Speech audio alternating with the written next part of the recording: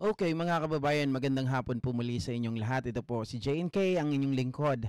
Pag-usapan naman po natin mga ka-GPnatics, itong si Mayor Dolor ng Bawan, Batangas. Tungkol po sa anomalya sa Aqua Data, mga ka-GPnatics. Ako nga lang ba ang nahihiwagaan, mga ka-GPnatics? Kasi itong mayor na ito ng Bawan, Batangas, mga kababayan, ay meron pong iskandalo, no? Na kung saan po ay itong Bawan Water Station, mga kababayan, pumasok po itong si Mayor Dolor sa isang kontrata. Na ang kontrata po ay tinatawag, mga kababayan, na GMCOTP. So sa mga hindi nakakaalam kung ano ang pinasok na kontrata nito ni Mayor Dolor noong 2018, ito po ay management contract ito. Ibig sabihin, binapayagan ng gobyerno sa pamumuno ni Mayor Dolor na pansamantalang i-manage ng isang pribadong tao kumpanya ang Aqua Data. Ang isang pampublikang gamit tulad ng Bawan Water System, mga kababayan, na nagsusupply ng tubig sa Bawan. Nakasaad din sa kontrata na ito, kasi ito yung sobrang mahiwaga talaga eh.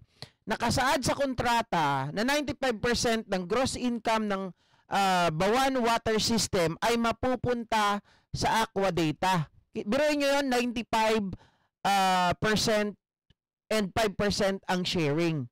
Habang ang 5%, mga kababayan, ito 95% gross income mapupunta sa Bawan Water System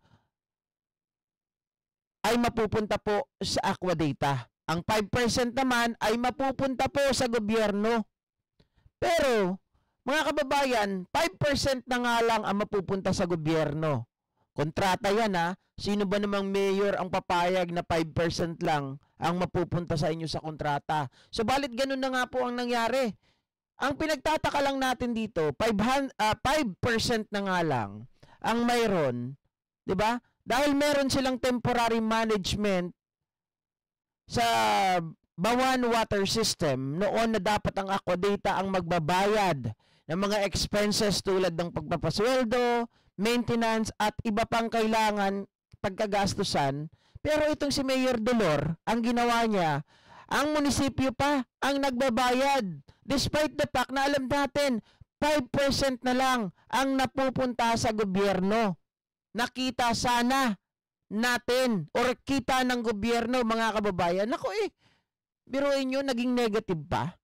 Dahil ang buwis na binabayaran nyo, ang ginagamit at nagbabayad po sa operasyon ng Bawan Water System. Kaya sana yung pribadong Aqua Data ang nagbabayad na kontrata ni Mayor. Pero doon pa kinukuha sa 5%. Aba, palugi. Mga kababayan, kabubuhan ba ito? Kakurapan ba ito? Kakupalan ba ito? O kawalanghiyaan ba ito? Diba? Isipin nyo, hatian, gross sharing, 95 to 5%. Tapos yung 5%, yan ang kita ng gobyerno. Yan, gobyerno pa ang magbabayad sa mga pasweldo. Mga kababayan, sa mga iba pang gastusin, maintenance, ano pang matitira sa 5%? Sabihin natin na mayroong tawag dito 100 pesos. Ang 5% is 5 pesos. Tapos yun pa ang ipangbabayad mo sa maintenance? Sa pagpapasweldo ng tao? Sa iba pang gastusin? Aba, luging-lugi. Bakit ka papasok sa isang kontrata na palugi? Kahit sa negosyante na lang, walang papasok na negosyante doon sa palugi, 95.5. Yung alalahanin nyo, yung mga sa FDI nga, 60-40, ayaw pang pumayag, 40%. Diba? Ayaw nila, yung pa kayang 95.5%.